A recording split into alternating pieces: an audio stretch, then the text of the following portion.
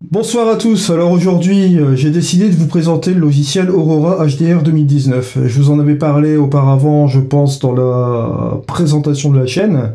Et là j'ai décidé de vous faire un workflow complet, un flux de travail du début à la fin, pour vous montrer un petit peu les capacités de ce logiciel et de voir à peu près ce qu'il a dans le ventre. On va voir ensemble ici dans ce tutoriel tous les filtres un par un. On y va? C'est parti!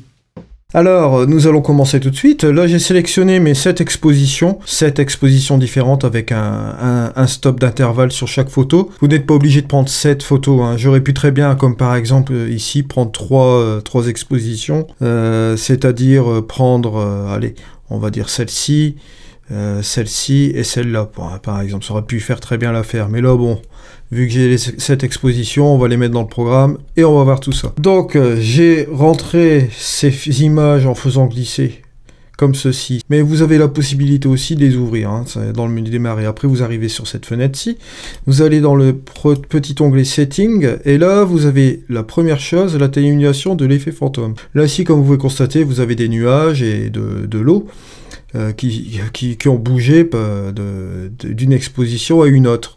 Alors, pour éviter ce petit effet de mouvement dans notre photo, pour avoir quelque chose de correct, on va dire au programme de Aurora que nous, on veut l'exposition principale. Par défaut, c'est ce qu'il vous met, hein, où on peut sélectionner l'exposition négative, -1 ou -2 ou -3, comme vous voulez. Vous sélectionnez votre photo de référence à laquelle Aurora va faire son calcul, c'est-à-dire va dire, bon voilà, les nuages sont calés à tel endroit, l'eau est calée à tel endroit, ce serait bien que les autres expositions soient sur ce même endroit. Voilà, il va faire un petit calcul savant, et vous allez voir, c'est très très sympa.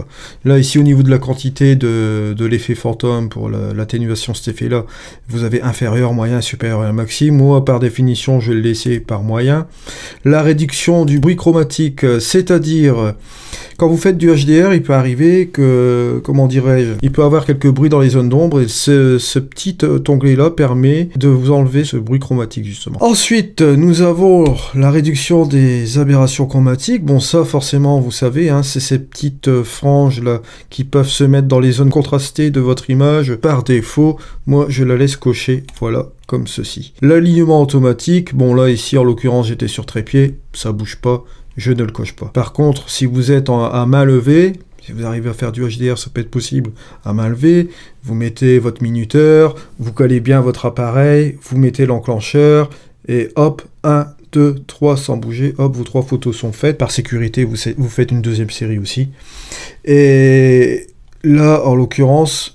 Ici, quand vous arrivez dans le programme, vous cochez l'alignement automatique, comme ça a été fait à main levée, là, d'accord. Mais là, sur trépied, non, pas la peine, on décoche. Et on appuie sur notre bouton « Créer HDR ». Voilà, alors, donc ici, nous avons notre image finale avec les 7 expositions.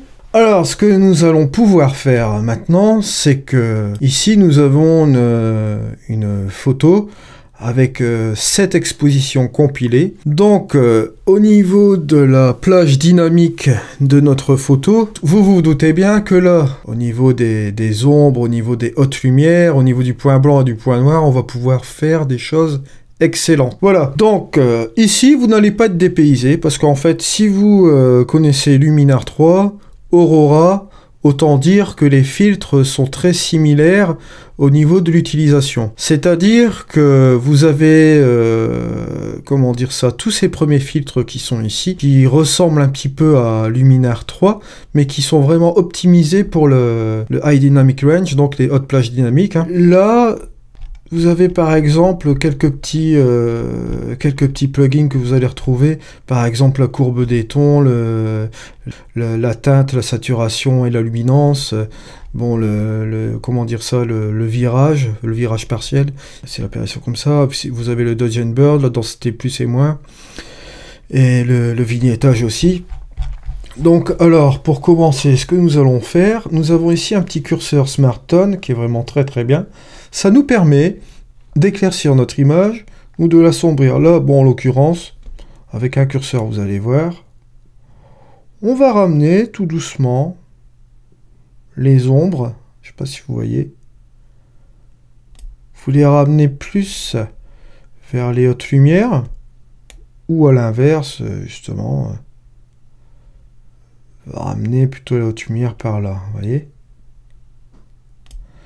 Ici, vous pouvez bouger votre lumière, les baisser comme ceci, déboucher les ombres là comme là. Ici, on peut ouvrir aussi au niveau des blancs. Même chose que Luminar 3. Même chose que Luminar 3, vous avez la touche J, où vous pouvez justement faire voir les hot et les cold pixels, comme ils disent. Hein. C'est-à-dire, c'est le blanc, quand vous cramez, bon, ça arrive dans cette zone rouge. Et les cold, bon, le bleu, là, ici, c'est les ombres, là, justement, quand vous bouchez un petit peu trop les ombres, là, ça correspond à du pur noir. Mais, comme je dis à l'habitude, le pur noir, c'est pas un souci si vous vous retrouvez du pur noir comme ça dans les ombres, là, comme ceci, là.